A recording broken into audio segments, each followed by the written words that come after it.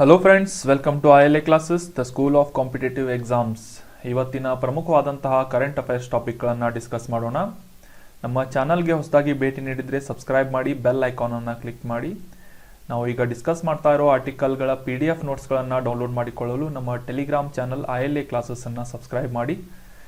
Last ಸೆಷನ್ನಲ್ಲಿ ಕೇಳಲಾದಂತಹ ಪ್ರಶ್ನೆಯ ಸರಿಯಾದ ಉತ್ತರವನ್ನು ತಿಳಿದುಕೊಳ್ಳೋಣ. Artificial intelligence centre of excellence ಅಥವಾ ಈ ಕೃತಕ ಬುದ್ಧಿಮತ್ತೆಯ ಸೆಂಟರ್ ಆಫ್ ಎಕ್ಸಲೆನ್ಸ್ ಅನ್ನ ಇತ್ತೀಚೆಗೆ ಎಲ್ಲಿ ಉದ್ಘಾಟನೆ ಮಾಡಲಾಗಿದೆ ಅಂತ ಪ್ರಶ್ನೆ ಇತ್ತು. ಈ ಪ್ರಶ್ನೆಯ ಸರಿಯಾದ ಉತ್ತರ ಆಪ್ಷನ್ ಡಿ, ದೆಹಲಿಯಲ್ಲಿ ರೀಸೆಂಟ್ ಆಗಿ ಈ artificial intelligence centre of excellence ಅನ್ನ ಇನಾಗ್ರೇಟ್ ಮಾಡಲಾಯಿತು. ಮುಂದಿನ ಪ್ರಶ್ನೆಯನ್ನು ನೋಡೋಣ. ಇವತ್ತಿನ ಪ್ರಶ್ನೆ, ರಾಂಪಾ ಬಂಡಾಯದ ನಾಯಕರು ಯಾರು? ಸ್ವತಂತ್ರ ಹೋರಾಟ ಚಳುವಳಿಯಲ್ಲಿ ಈ ಬುಡಕಟ್ಟು ಜನಾಂಗಕ್ಕೆ ಸೇರಿದಂತಹ ರಾಂಪಾ ಬಂಡಾಯದ ನಾಯಕರು ಅಥವಾ ಲೀಡಿಂಗ್ ಅನ್ನ ಯಾರು ಮಾಡಿದ್ರು ಅಂತ ಪ್ರಶ್ನೆ ಇದೆ. ಲಾಸ್ಟ್ ಮಂತ್ನಲ್ಲಿ ಡಿಸ್ಕಸ್ ಮಾಡಲಾದಂತಹ ಪ್ರಶ್ನೆಯ ರಿವಿಷನ್ ಕೂಡ ಆಗುತ್ತೆ. ಸರಿಯಾದ ಉತ್ತರವನ್ನು ಕಮೆಂಟ್ ಬಾಕ್ಸ್ನಲ್ಲಿ ಕಮೆಂಟ್ ಮಾಡಿ. ಆಪ್ಷನ್ಗಳಲ್ಲಿ ಸಿದ್ದು ಮಾಂಜಿ, ಬಿರ್ಸಾ ಮುಂಡಾ, ಅಲ್ಲೂರಿ ಸೀತಾರಾಮರಾಜು ಅಥವಾ ಕೋಮರಾಮ್ ಭೀಮಾ ಅಂತ. ಸೊ ಸರಿಯಾದ ಉತ್ತರವನ್ನು ಕಮೆಂಟ್ ಮಾಡಿ ಅಂತ ಹೇಳ್ತಾ ಇವತ್ತಿನ ಆರ್ಟಿಕಲ್ಗೆ ಸಂಬಂಧಿಸಿದಂತಹ ಪ್ರಶ್ನೆಯನ್ನು ನೋಡೋಣ. ವೆನಿಜುವೆಲಾ ಅನ್ನುವ ಕಂಟ್ರಿ ಯಾವ ಖಂಡದಲ್ಲಿ ಅಥವಾ ಕಾಂಟಿನೆಂಟ್ನಲ್ಲಿ ಲೊಕೇಟ್ ಆಗಿದೆ ಅಂತ ಪ್ರಶ್ನೆ ಇದ್ದು, ಆಪ್ಷನ್ಗಳಲ್ಲಿ Asia, north America, south America, Africa ಅಂತ ಇದೆ. ಸೊ ಇದರಲ್ಲಿ ಯಾವ ಖಂಡದಲ್ಲಿ ವೆನಿಜುವೆಲಾ ಅನ್ನುವ ದೇಶ ಲೊಕೇಟ್ ಆಗಿದೆ? ಮ್ಯಾಪಿಂಗ್ಗೆ ಸಂಬಂಧಿಸಿದಂತಹ ಪ್ರಶ್ನೆ, very important from the exam point of view. Regular ಆಗಿ ನೀವು ಮ್ಯಾಪನ್ನು ವಿಸಿಟ್ ಮಾಡ್ತಾ ಇರಿ, ಅಟ್ಲೀಸ್ಟ್ 15 ಮಿನಿಟ್ಸನ್ನು ಈ ಮ್ಯಾಪ್ ರೀಡಿಂಗ್ಗೆ ಕೊಡ್ತಾ ಇರಿ ಅಂತ ಹೇಳ್ತಾ ಈ ಒಂದು ಆರ್ಟಿಕಲನ್ನು ಡಿಸ್ಕಸ್ ಮಾಡೋಣ. ಭಾರತ ಮೊದಲ ಬಾರಿಗೆ ಈ ವೆನಿಜುವೆಲಾ ದೇಶದಿಂದ ಈ ಪೆಟ್ ಕೋಕನ್ನು ಆಮದು ಮಾಡ್ಕೊಳ್ತಾ ಇದೆ ಅಂತ ನ್ಯೂಸ್ನಲ್ಲಿದೆ. ಪೆಟ್ ಕೋಕ್ ಅಂತಂದರೆ ಪೆಟ್ರೋಲಿಯಂ ಕೋಕ್ ಅಂತ. ಇದು ಕೂಡ ಒಂದು ಪೆಟ್ರೋಲಿಯಂ ಉತ್ಪನ್ನವಾಗಿದ್ದು ಈ ಉಷ್ಣ ವಿದ್ಯುತ್ ಸ್ಥಾವರಗಳಲ್ಲಿ ಕಲ್ಲಿದ್ದಲಿನ ಬದಲಾಗಿ ಅಥವಾ ಪರ್ಯಾಯವಾಗಿ ಈ ಪೆಟ್ರೋಲಿಯಂ ಕೋಕ್ ಅನ್ನ ಬಳಸಲಾಗುತ್ತೆ. ಈ ಒಂದು ಇಮೇಜ್ನಲ್ಲಿ ನೋಡ್ಬೋದು ನೀವು ಪೆಟ್ ಕೋಕ್ ಅಂದರೆ ಯಾವ ರೀತಿ ಇರುತ್ತೆ ಅಂತ. ಇದನ್ನು ಉಷ್ಣ ವಿದ್ಯುತ್ ಸ್ಥಾವರಗಳಲ್ಲಿ ವಿದ್ಯುತ್ ಉತ್ಪಾದನೆಗಾಗಿ ಈ ಕಚ್ಚಾ ವಸ್ತುವನ್ನಾಗಿ ಉಪಯೋಗಿಸಲಾಗುತ್ತೆ. ಒಪೆಕ್ನ ಸದಸ್ಯತ್ವವನ್ನು ಹೊಂದಿರುವಂತಹ ವೆನಿಜುವೆಲಾ ದೇಶ ಈ ಪೆಟ್ರೋಲಿಯಂ ಕೋಕ್ ಅನ್ನು ಮೊದಲ ಬಾರಿಗೆ ಭಾರತಕ್ಕೆ ಸಾಕಷ್ಟು ಪ್ರಮಾಣದಲ್ಲಿ ರಫ್ತನ್ನು ಮಾಡ್ತಾ ಇದೆ. ಇದಕ್ಕೆ ಮುಖ್ಯ ಕಾರಣ ಏನು ಅಂತಂದರೆ, ಜಗತ್ತಿನಾದ್ಯಂತ ಈ ಕೋಲ್ ಅಥವಾ ಕಲ್ಲಿದ್ದಲಿನ ಬೇಡಿಕೆ ಜಾಸ್ತಿ ಆಗಿದ್ದರಿಂದ ಅದರ ಒಂದು ಚಾರ್ಜಸ್ಗಳು ಅಥವಾ ಅದರ ರೇಟ್ ಜಾಸ್ತಿ ಆಗಿರೋದರಿಂದ ಅದಕ್ಕೆ ಅಲ್ಟರ್ನೇಟ್ ಆದಂತಹ ಪೆಟ್ರೋಲಿಯಂ ಕೋಕನ್ನು ಆಮದು ಮಾಡಿಕೊಳ್ಳಲಾಗ್ತಾ ಇದೆ. ಭಾರತದ ಸಿಮೆಂಟ್ ಫರ್ಮ್ಸ್ಗಳಲ್ಲಿ, ಸಿಮೆಂಟ್ ಕಂಪನಿಗಳಲ್ಲಿ ಸುಮಾರು 1,60,000 ಟನ್ಗಳಷ್ಟು ಏಪ್ರಿಲ್ನಿಂದ ಜೂನ್ವರೆಗೆ ಈ ಪೆಟ್ರೋಲಿಯಂ ಕೋಕನ್ನು ಆಮದು ಮಾಡಿಕೊಳ್ಳಲಾಗಿದೆ ಅಂತ ನ್ಯೂಸ್ನಲ್ಲಿದೆ. ಸೊ ನೆನ್ಪಿಟ್ಕೊಳ್ಳಿ, ವೆನಿಜುವೆಲಾ ದೇಶ ಈ ಒಪೆಕ್ನ ಸದಸ್ಯತ್ವವನ್ನು ಹೊಂದಿದೆ. ಒಪೆಕ್ ಬಗ್ಗೆ ನಿಮಗೆಲ್ಲ ಗೊತ್ತಿರ್ಬೋದು, organisation for petroleum exporting countries ಅಂತ. ಇನ್ನು ಈ ವೆನಿಜುವೆಲಾ ದೇಶ ನ್ಯೂಸ್ನಲ್ಲಿರೋದರಿಂದ ಇದರ ಕುರಿತಾದಂತಹ ಒಂದು ಲೊಕೇಶನನ್ನು ಮ್ಯಾಪಿಂಗ್ನಲ್ಲಿ ತಿಳಿದುಕೊಳ್ಳೋಣ.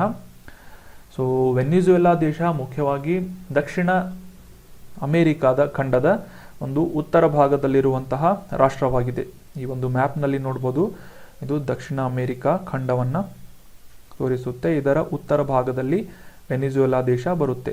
ಇನ್ನು ಇದರ ನೆರೆಹೊರೆಯ ರಾಷ್ಟ್ರಗಳನ್ನು ನೋಡೋದಾದರೆ, ಪೂರ್ವದಲ್ಲಿ ಗಯಾನಾ ರಾಷ್ಟ್ರ, ದಕ್ಷಿಣದಲ್ಲಿ ಬ್ರೆಜಿಲ್ ಮತ್ತು ಪಶ್ಚಿಮದಲ್ಲಿ ಕೊಲಂಬಿಯಾಗಳು ತಮ್ಮ ಬಾರ್ಡರನ್ನು ವೆನಿಜುವೆಲಾದೊಂದಿಗೆ ಹಂಚಿಕೊಳ್ಳುತ್ತೆ, ಶೇರ್ ಮಾಡುತ್ತೆ. ಅದೇ ರೀತಿ ವೆನಿಜುವೆಲಾ ದೇಶದ ರಾಜಧಾನಿ ಯಾವುದು ಅಂತಂದರೆ ಕಾರಾಕಾಸ್ ಅಂತ. ಇದರ ಉತ್ತರ ಭಾಗದಲ್ಲಿ ಕೆರಿಬಿಯನ್ ಸಮುದ್ರವನ್ನು ಕೂಡ ನಾವು ಕಾಣಬಹುದಾಗಿದೆ. ಇದು ಕೆರಿಬಿಯನ್ ಸಮುದ್ರ. ಮತ್ತು ಈ ಒಂದು ಕೆರಿಬಿಯನ್ ಸಮುದ್ರ ಅಟ್ಲಾಂಟಿಕ್ ಓಷಿಯನ್ನೊಂದಿಗೆ ಕೂಡ ತನ್ನ ಬಾರ್ಡರನ್ನು ಶೇರ್ ಮಾಡುತ್ತದೆ. ಸೊ ನಿಮಗೆ ಕಾನ್ಸೆಪ್ಟ್ ಮತ್ತು ಮ್ಯಾಪಿಂಗ್ ಕ್ಲಿಯರ್ ಆಯಿತು ಅಂತ ಅನ್ಕೋತೀನಿ. ವೆನಿಜುವೆಲಾ ದೇಶ ದಕ್ಷಿಣ ಅಮೇರಿಕಾದ ಉತ್ತರ ಭಾಗದಲ್ಲಿ ಬರುವಂತಹ ರಾಷ್ಟ್ರವಾಗಿದೆ. ಇಲ್ಲಿಂದ ಸದ್ಯಕ್ಕೆ ಪೆಟ್ರೋಲಿಯಂ ಉತ್ಪನ್ನವಾದಂತಹ ಪೆಟ್ರೋಲಿಯಂ ಕೋಕನ್ನು ಭಾರತಕ್ಕೆ ಆಮದು ಮಾಡಿಕೊಳ್ಳಲಾಗ್ತಾ ಇದೆ. ಸೊ ಮುಂದಿನ ಪ್ರಶ್ನೆಯನ್ನು ನೋಡೋಣ. ನ್ಯಾಟ್ ಗ್ರಿಡ್ ಅಂತಂದರೆ ಏನು ಅಂತ ಪ್ರಶ್ನೆ ಇದೆ. NATGRID ಅಂತ. ನ್ಯಾಟ್ ಗ್ರಿಡ್ ಅಂದರೆ ಏನು ಅಂತ ಈ ಆರ್ಟಿಕಲ್ ಡಿಸ್ಕಸ್ ಮಾಡೋದರ ಮೂಲಕ ತಿಳಿದುಕೊಳ್ಳೋಣ. ಈ ಬೇಹುಗಾರಿಕೆ ಸಂಸ್ಥೆಗಳ ಒಂದು ಇನ್ಫಾರ್ಮೇಷನ್ ನೆಟ್ವರ್ಕಿಂಗ್ ಸಿಸ್ಟಮ್ ಆದಂತಹ ನ್ಯಾಷನಲ್ ಇಂಟೆಲಿಜೆನ್ಸ್ ಗ್ರಿಡ್ನ ಹೊಸ ಸಿಇಒ ಆಗಿ, ಚೀಫ್ ಎಕ್ಸಿಕ್ಯೂಟಿವ್ ಆಫೀಸರ್ ಆಗಿ ನಾಗಾಲ್ಯಾಂಡ್ ಕ್ಯಾಡರ್ನ IAS ಅಧಿಕಾರಿಯಾದಂತಹ ಪಿಯೂಷ್ ಗೋಯಲ್ ಅವರನ್ನು ಆಯ್ಕೆ ಮಾಡಲಾಗಿದೆ. ಕೇಂದ್ರ ಸರ್ಕಾರ ಪಿಯೂಷ್ ಗೋಯಲ್ ಅವರನ್ನು ನ್ಯಾಟ್ ಗ್ರಿಡ್ ಸಿಇಒ ಆಗಿ ನೇಮಕ ಮಾಡಿದೆ. ಸೊ ಸುಮಾರು 26 ಅಧಿಕಾರಿಗಳನ್ನು ಈ ಕಾರ್ಯದರ್ಶಿ ಹುದ್ದೆಗೆ ನಿಯೋಜಿಸಿ ಕೇಂದ್ರ ಸರ್ಕಾರ ಈ ಒಂದು ಆದೇಶವನ್ನು ಹೊರಡಿಸಿದ್ದು, ಪಿಯೂಷ್ ಗೋಯಲ್ ಅವರು ಪ್ರಸ್ತುತವಾಗಿ ಗೃಹ ಸಚಿವಾಲಯದಲ್ಲಿ ಅಡಿಷನಲ್ ಸೆಕ್ರೆಟರಿ ಅಥವಾ ಹೆಚ್ಚುವರಿ ಕಾರ್ಯದರ್ಶಿಯಾಗಿ ಸೇವೆ ಸಲ್ಲಿಸ್ತಾ ಇದ್ದಾರೆ. ಸೊ ಈ ನ್ಯಾಟ್ ಗ್ರಿಡ್ ಸಂಸ್ಥೆ ನ್ಯೂಸ್ನಲ್ಲಿರುವುದರಿಂದ ಇದರ ಕುರಿತಾದಂತಹ ಕೆಲವೊಂದಿಷ್ಟು ಇನ್ಫಾರ್ಮೇಷನ್ ತಿಳ್ಕೋಣ. ಆಗಲೇ ತಿಳಿಸಿದ ಹಾಗೆ ಈ ಬೇಹುಗಾರಿಕೆಗೆ ಸಂಬಂಧಿಸಿದಂತಹ ಇನ್ಫಾರ್ಮೇಷನ್ಗಳ ಒಂದು ನೆಟ್ವರ್ಕ್ ಸಿಸ್ಟಮನ್ನು ಈ ನ್ಯಾಟ್ ಗ್ರಿಡ್ ಅನ್ನುವ ಒಂದು ಸಿಸ್ಟಮ್ನಲ್ಲಿ ಮೇಂಟೈನ್ ಮಾಡಲಾಗುತ್ತೆ. ನ್ಯಾಟ್ ಗ್ರಿಡ್ ಭಾರತದ ಭಯೋತ್ಪಾದನಾ ನಿಗ್ರಹ ಸಾಮರ್ಥ್ಯಗಳನ್ನು ಹೆಚ್ಚಿಸುವಂತಹ ನಿಟ್ಟಿನಲ್ಲಿ ಗುಪ್ತಚರ ಸಂಗ್ರಹಣೆ ಕೇಂದ್ರ ಸಂಸ್ಥೆಯಾಗಿದೆ, ಅಥವಾ ಈ ಬೇಹುಗಾರಿಕೆಗೆ ಸಂಬಂಧಿಸಿದಂತಹ ಇನ್ಫಾರ್ಮೇಷನ್ ಕಲೆಕ್ಷನ್ ಅಥವಾ ಅದನ್ನು ಸ್ಟೋರ್ ಮಾಡುವಂತಹ ಮುಖ್ಯವಾದಂತಹ ಒಂದು ಕೇಂದ್ರವಾಗಿ ನ್ಯಾಟ್ ಗ್ರಿಡ್ ಕೆಲಸ ಮಾಡುತ್ತದೆ. ಸೊ ಭಯೋತ್ಪಾದನೆ ನಿಗ್ರಹ ಆಗಿರ್ಬೋದು, ಸೊ ಸಮಗ್ರವಾದಂತಹ ಗುಪ್ತಚರ ಮಾಸ್ಟರ್ ಡೇಟಾ ಬೇಸನ್ನು ಈ ನ್ಯಾಟ್ ಗ್ರಿಡ್ನಲ್ಲಿ ಕಂಟ್ರೋಲ್ ಮಾಡಲಾಗುತ್ತೆ, ರೆಗ್ಯುಲೇಟ್ ಮಾಡಲಾಗುತ್ತೆ. ಅಷ್ಟೇ ಅಲ್ಲದೆ ಈ ಡೇಟಾ ಬೇಸನ್ನು ಭಾರತದಾದ್ಯಂತ ಇರುವಂತಹ ಸುಮಾರು 21 ವಿವಿಧ ಸಂಸ್ಥೆಗಳಿಂದ ಆಕ್ಸೆಸ್ ಮಾಡುವಂತಹ ಒಂದು ಸಿಸ್ಟಮನ್ನು ಈ ನ್ಯಾಟ್ ಗ್ರಿಡ್ನ ಅಡಿಯಲ್ಲಿ ಡೆವಲಪ್ ಮಾಡಲಾಗಿದೆ. ಇದರಿಂದ ಯಾವುದೇ ರೀತಿಯಾದಂತಹ ಸುರಕ್ಷತೆ ಅಥವಾ ಭದ್ರತೆಗೆ ಸಂಬಂಧಿಸಿದಂತಹ ಈ ಸರ್ಕಾರಿ ಏಜೆನ್ಸಿಗಳಿಗೆ ಈ ಒಂದು ಇನ್ಫಾರ್ಮೇಷನ್ ಈಸಿಯಾಗಿ ಆಕ್ಸೆಸ್ ಮಾಡಿಕೊಳ್ಳಬಹುದಾದಂಥ ಅವಕಾಶವನ್ನು ಈ ನ್ಯಾಟ್ ಗ್ರಿಡ್ ಸಿಸ್ಟಮ್ ಒದಗಿಸಿಕೊಡುತ್ತೆ. ಸೊ ನ್ಯಾಟ್ ಗ್ರಿಡ್ ರಚನೆ ಆಗಿದ್ದು 2009ರಲ್ಲಿ ಇದರ ಸ್ಥಾಪನೆಯಾಗಿತ್ತು. ಇದರ ಮುಖ್ಯ ಕಚೇರಿ ನವದೆಹಲಿಯಲ್ಲಿದೆ. ಸದ್ಯಕ್ಕೆ ಪಿಯೂಷ್ ಗೋಯಲ್ ಅವರನ್ನು ನ್ಯಾಟ್ ಗ್ರಿಡ್ನ ಸಿಇಒ ಅನ್ನಾಗಿ ಆಯ್ಕೆ ಮಾಡಲಾಗಿದೆ. ಕನ್ಫ್ಯೂಸ್ ಮಾಡ್ಕೋಬೇಡಿ, ನಮ್ಮ ಕಾಮರ್ಸ್ ಮತ್ತು ಇಂಡಸ್ಟ್ರಿ ಮಿನಿಸ್ಟರ್ ಆದಂತಹ ಪಿಯೂಷ್ ಗೋಯಲ್ ಬೇರೆ, ಈ IAS ಅಧಿಕಾರಿಯಾದಂತಹ ಪಿಯೂಷ್ ಗೋಯಲ್ ಕೂಡ ಬೇರೆ ಬೇರೆಯಾಗಿದ್ದಾರೆ. ಮುಂದಿನ ಆರ್ಟಿಕಲ್ ಅನ್ನು ನೋಡೋಣ. ನಮ್ಮ ಮುಂದಿನ ಆರ್ಟಿಕಲ್ ಪಾಲನ್ 1000 ಅನ್ನುವ ಒಂದು ಅಪ್ಲಿಕೇಶನ್ ಅಥವಾ ಕ್ಯಾಂಪೇನ್ ಬಗ್ಗೆ ಇದೆ. ನಮ್ಮ ಭಾರತದಲ್ಲಿ ಚೈಲ್ಡ್ ಮೊರ್ಟಾಲಿಟಿ ರೇಟ್ ಅಥವಾ ಮಕ್ಕಳ ಮರಣ ಪ್ರಮಾಣದ ದರ ಏನಿದೆ ಕಡಿಮೆ ಆಗ್ತಾ ಇದೆ ಅಂತ ನಮ್ಮ ಕೇಂದ್ರ ಆರೋಗ್ಯ ರಾಜ್ಯ ಸಚಿವರಾದಂತಹ ಭಾರತಿ ಪ್ರವೀಣ್ ಪವಾರ್ ಅವರು ಹೇಳಿದ್ದಾರೆ. 2014ರವರೆಗೆ 45/1000 ಲೈವ್ ಬರ್ಸ್ ಇದ್ದದ್ದು ಈಗ ಸದ್ಯಕ್ಕೆ 35/1000 ಲೈವ್ ಬರ್ಸ್ ಅಂತಂದರೆ ಪ್ರತಿ 1000 ಜೀವಂತ ಜನಿಸಿದಂತಹ ಮಕ್ಕಳಲ್ಲಿ 35 ಮಕ್ಕಳು ಸದ್ಯಕ್ಕೆ ಸಾವಿಗೆ ಈಡಾಗ್ತಾ ಇದ್ದಾರೆ. ಸೊ ಈ ಒಂದು ರೇಟನ್ನು ಇನ್ನೂ ಕೂಡ ಕಡಿಮೆ ಮಾಡುವಂತಹ ನಿಟ್ಟಿನಲ್ಲಿ ಈ ಪಾಲಕರಿಗೆ ಈ ಮಗುವಿನ ಒಂದು ಪೋಷಣೆ ಮತ್ತು ಅದರ ಆರೋಗ್ಯದ ಕುರಿತಾದಂತಹ ಮಾಹಿತಿಯನ್ನು ಗೈಡೆನ್ಸನ್ನು ನೀಡುವ ಉದ್ದೇಶದಿಂದ ಪಾಲನ್ 1000 ಅನ್ನುವ ಒಂದು ಆ್ಯಪನ್ನು ಕ್ಯಾಂಪೇನನ್ನು ಲಾಂಚ್ ಮಾಡಲಾಗಿದೆ.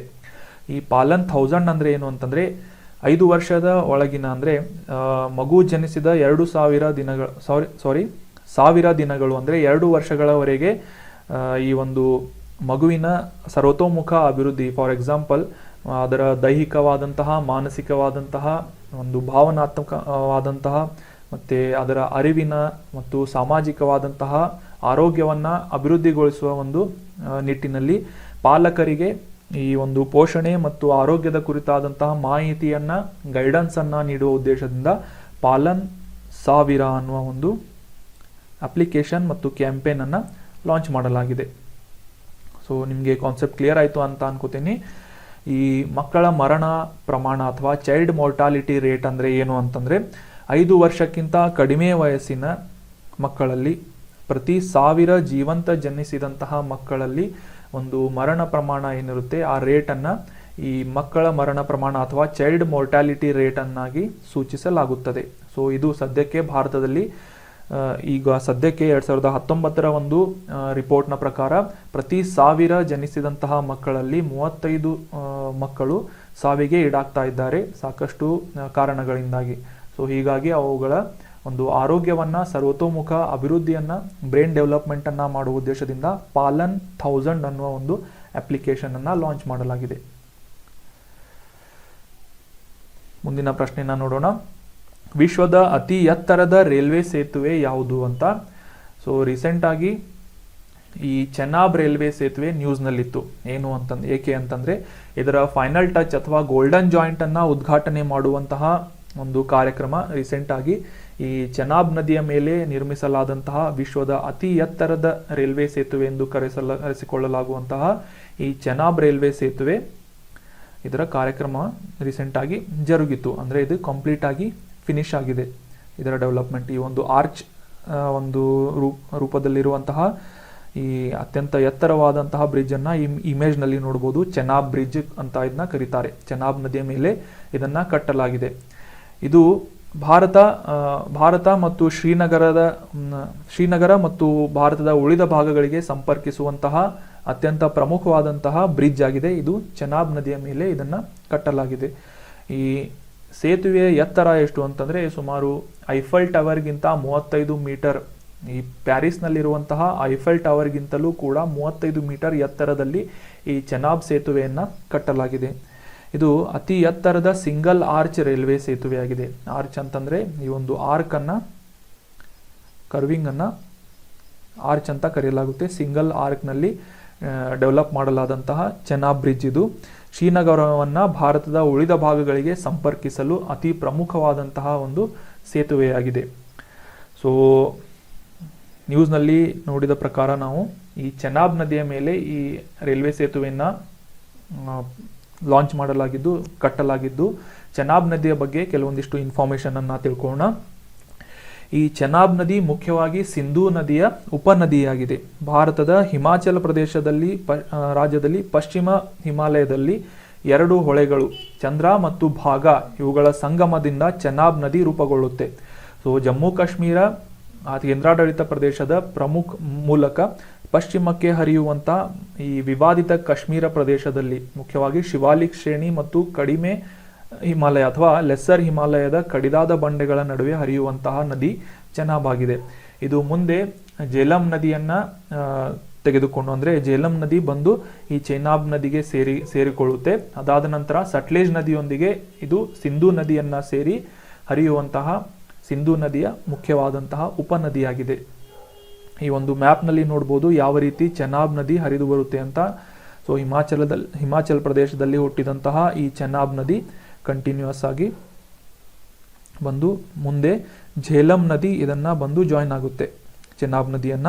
ಸೊ ಇದು ಚೆನಾಬ್ ನದಿ. ಮುಂದೆ ರಾವಿ ಬಂದು ಜಾಯಿನ್ ಆಗುತ್ತೆ. ಅದಾದ ನಂತರ ಸಟ್ಲೇಜ್ ಮತ್ತು ಚೆನಾಬ್ ನದಿಗಳು ಸೇರಿ ಈ ಒಂದು ಇಂಡಸ್ ರಿವರ್ ಅಥವಾ ಸಿಂಧೂ ನದಿಗೆ ಬಂದು ಸೇರಿಕೊಳ್ಳುತ್ತೆ ಪಾಕಿಸ್ತಾನದಲ್ಲಿ. ಸೊ ಮ್ಯಾಪ್ ಕ್ಲಿಯರ್ ಆಯಿತು ಅಂತ ಅನ್ಕೋತೀನಿ. ಚೆನಾಬ್ ನದಿ ಇದು ಸಿಂಧೂ ನದಿಯ ಉಪನದಿಯಾಗಿದೆ, ನೆನ್ಪಿಟ್ಕೊಳ್ಳಿ. ಝೇಲಂ ನೋಡಿದ್ವಿ, ಚೆನಾಬ್, ರಾವಿ, ಸಟ್ಲೇಜ್ ಇವು 4 ಏನಿವೆ ಇಂಡಸ್ ರಿವರ್ನ ಉಪನದಿಗಳಾಗಿವೆ.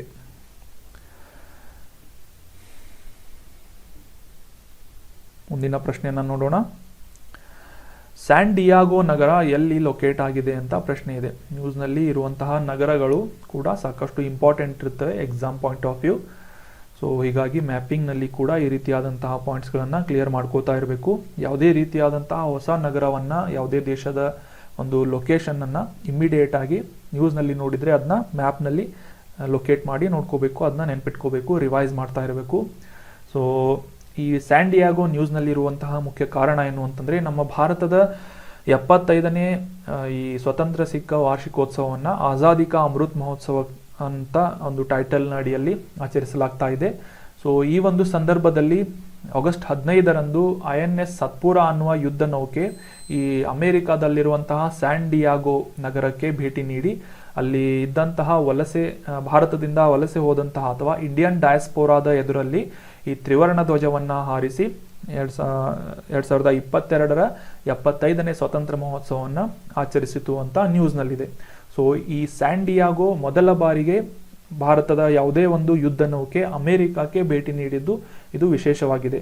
ಸೊ ಹೀಗಾಗಿ INS ಸತ್ಪುರ ಅನ್ನುವ ಯುದ್ಧ ನೌಕೆ ನ್ಯೂಸ್ನಲ್ಲಿರುವುದರಿಂದ ಇದರ ಬಗ್ಗೆ ಕೂಡ ಕೆಲವೊಂದಿಷ್ಟು ಇನ್ಫಾರ್ಮೇಶನ್ ಅನ್ನ ತಿಳಿದುಕೊಳ್ಳೋಣ. ರೀಸೆಂಟ್ ಆಗಿ ರಿಮ್ ಆಫ್ ಪೆಸಿಫಿಕ್ ಅನ್ನುವ ಒಂದು ಯುದ್ಧ ವ್ಯಾಯಾಮದಲ್ಲಿ ಅಮೆರಿಕಾದೊಂದಿಗೆ ಈ ಒಂದು INS ಸತ್ಪುರ ಭಾಗವಹಿಸಿತ್ತು.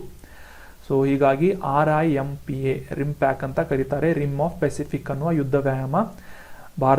ಭಾರತ ಮತ್ತು ಸಾಕಷ್ಟು ದೇಶಗಳನ್ನು ಒಳಗೊಂಡಿದ್ದು ಈ ಬಹುಪಕ್ಷೀಯವಾದಂತಹ ಅಂದರೆ ಭಾರತ ಅಮೆರಿಕ ಅಷ್ಟೇ ಅಲ್ಲದೆ ಬೇರೆ ಬೇರೆ ರಾಷ್ಟ್ರಗಳಿಂದ ಒಂದು ನಡೆಸಲಾಗುವಂತಹ ಈ ಯುದ್ಧ ವ್ಯಾಯಾಮ ಅಮೆರಿಕಾದ ರಾಜ್ಯವಾದಂತಹ ಹವಾಯಿಯ ಪರ್ಲ್ ಹಾರ್ಬರ್ನಲ್ಲಿ ಈ ಒಂದು ಯುದ್ಧ ವ್ಯಾಯಾಮವನ್ನು ನಡೆಸಲಾಗಿತ್ತು. ನೌಕಾಸೇನೆಯ ಒಂದು INS ಸತ್ಪುರ ಅನ್ನುವ ಯುದ್ಧ ನೌಕೆಯನ್ನು ಬಳಸಿಕೊಂಡು, ಅದರ ಹೆಸರು INS ಸತ್ಪುರ, ನೆನ್ಪಿಟ್ಕೊಳ್ಳಿ. ಸೊ ಹೀಗಾಗಿ ಈ ಒಂದು ಯುದ್ಧ ನೌಕೆ ರೀಸೆಂಟ್ ಆಗಿ ಸ್ಯಾನ್ ಡಿಯಾಗೋಗೆ ಭೇಟಿ ನೀಡಿ 75ನೇ ಸ್ವಾತಂತ್ರ್ಯೋತ್ಸವದ ತ್ರಿವರ್ಣ ಧ್ವಜವನ್ನು ಅಮೆರಿಕದ ಈ ಸ್ಯಾನ್ ಡಿಯಾಗೋ ನಗರ, ಇದು ಕ್ಯಾಲಿಫೋರ್ನಿಯಾದಲ್ಲಿ ಬರುತ್ತೆ. ಸೊ ಅದರ ಮ್ಯಾಪಿಂಗ್ ಕೂಡ ನೋಡಿಕೊಳ್ಳೋಣ. ಅಮೆರಿಕಾ, ಯುನೈಟೆಡ್ ಸ್ಟೇಟ್ಸ್ ಆಫ್ ಅಮೆರಿಕಾದ ಪಶ್ಚಿಮ ಭಾಗದಲ್ಲಿ ಇರುವಂತಹ ಕ್ಯಾಲಿಫೋರ್ನಿಯಾ ರಾಜ್ಯದಲ್ಲಿ ಸ್ಯಾನ್ ಡಿಯಾಗೋ ಬರುತ್ತೆ. ಈ ಒಂದು ಲೊಕೇಶನ್ ನೋಡ್ಬೋದು. ಇದು ಸ್ಯಾನ್ ಡಿಯಾಗೋ ನಗರ, ಇದು ಕ್ಯಾಲಿಫೋರ್ನಿಯಾ ರಾಜ್ಯದಲ್ಲಿ ಬರುತ್ತೆ, ಪಶ್ಚಿಮ ಭಾಗ, ಯುನೈಟೆಡ್ ಸ್ಟೇಟ್ಸ್ನ ಪಶ್ಚಿಮ ಭಾಗದಲ್ಲಿ. ಮುಂದಿನ ಪ್ರಶ್ನೆಯನ್ನು ನೋಡೋಣ. ಯಾವ ರಕ್ಷಣಾ ಸಂಸ್ಥೆ ರೀಸೆಂಟ್ ಆಗಿ ಆಪರೇಷನ್ ಯಾತ್ರಿ ಸುರಕ್ಷಾ ಅನ್ನ ಪ್ರಾರಂಭಿಸಿತು ಅಂತ? ಆಪ್ಷನ್ಗಳಲ್ಲಿ RPF ಅಥವಾ ರೈಲ್ವೆ ಪ್ರೊಟೆಕ್ಷನ್ ಫೋರ್ಸ್, ಎರಡನೇದು CRPF, ಇಂಡಿಯನ್ ಆರ್ಮಿ ಅಥವಾ ಇಂಡಿಯನ್ ಪೊಲೀಸ್ ಅಂತ. ಸೊ ಆರ್ಟಿಕಲ್ ಅನ್ನು ಡಿಸ್ಕಸ್ ಮಾಡೋಣ. ರೀಸೆಂಟ್ ಆಗಿ ಭಾರತೀಯ ರೈಲ್ವೆ ಸಂರಕ್ಷಣಾ ಪಡೆ ಅಥವಾ ರೈಲ್ವೆ ಪ್ರೊಟೆಕ್ಷನ್ ಫೋರ್ಸ್ನ ಒಂದು ಆಪರೇಷನ್ ಕಂಪ್ಲೀಟ್ ಆಯಿತು. ಅದರ ಹೆಸರು ಯಾತ್ರಿ ಸುರಕ್ಷಾ ಅನ್ನುವ ಒಂದು ಕಾರ್ಯಾಚರಣೆ. ಇದು ಭಾರತದಾದ್ಯಂತ ನಡೆಸಲಾದಂತಹ ಒಂದು ಪ್ಯಾನ್ ಇಂಡಿಯಾ ಆಪರೇಷನ್ ಆಗಿದ್ದು 24 ಗಂಟೆಗಳ ಭದ್ರತೆಯನ್ನ ಈ ಪ್ರಯಾಣಿಕರಿಗೆ ಒದಗಿಸುವಂತಹ ಒಂದು ಮುಖ್ಯವಾದಂತಹ ಇನಿಷಿಯೇಟಿವ್ ಆಗಿದೆ. ಈ ರೈಲುಗಳಲ್ಲಿ ಲೂಟಿ ಮಾಡುವಂತಹ ಅಪರಾಧಿಗಳನ್ನ ಬಂಧಿಸಿ ಅವರನ್ನ ಈ RPF ನಿಂದ GRP ಅಥವಾ ಗವರ್ಮೆಂಟ್ ರೈಲ್ವೆ ಪೊಲೀಸ್ಗೆ ಹಸ್ತಾಂತರಿಸಲಾಗುತ್ತೆ. ಈ ಒಂದು ತಿಂಗಳ ಡ್ರೈವ್ ಅನ್ನ 24x7 ಈ ಆಪರೇಷನ್ ಯಾತ್ರಿ ಸುರಕ್ಷಾ ಅನ್ನುವ ಒಂದು ಕಾರ್ಯಾಚರಣೆಯನ್ನ ರೈಲಿನಲ್ಲಿ ಪ್ರಯಾಣಿಸುವಂತಹ ಪ್ರಯಾಣಿಕರ ಸುರಕ್ಷತೆಯನ್ನು ಗಮನದಲ್ಲಿಟ್ಟುಕೊಂಡು ನಡೆಸಲಾಯಿತು. So operation Yatri Suraksha is related to railway protection force. ಸರಿಯಾದ ಉತ್ತರ option 1 RPF. So that was all about today's discussion friends. ಈ ಒಂದು ಡಿಸ್ಕಷನ್ನಲ್ಲಿ ಭಾಗಿಯಾಗಿದ್ದಕ್ಕೆ ನಿಮಗೆಲ್ಲ ಧನ್ಯವಾದಗಳು. ಈ ಒಂದು ಆರ್ಟಿಕಲ್ಗಳ PDF ನೋಟ್ಸ್ಗಳನ್ನು ನಮ್ಮ ಟೆಲಿಗ್ರಾಮ್ ಚಾನಲ್ ILA ಕ್ಲಾಸಸ್ನಲ್ಲಿ ಡೌನ್ಲೋಡ್ ಮಾಡ್ಕೋಬೋದು. ಕರೆಂಟ್ ಅಫೇರ್ಸ್ ನೋಟ್ಸ್ಗಳನ್ನ ರಿವೈಸ್ ಮಾಡ್ಬೋದು. Thank you so much for joining. Have an awesome day.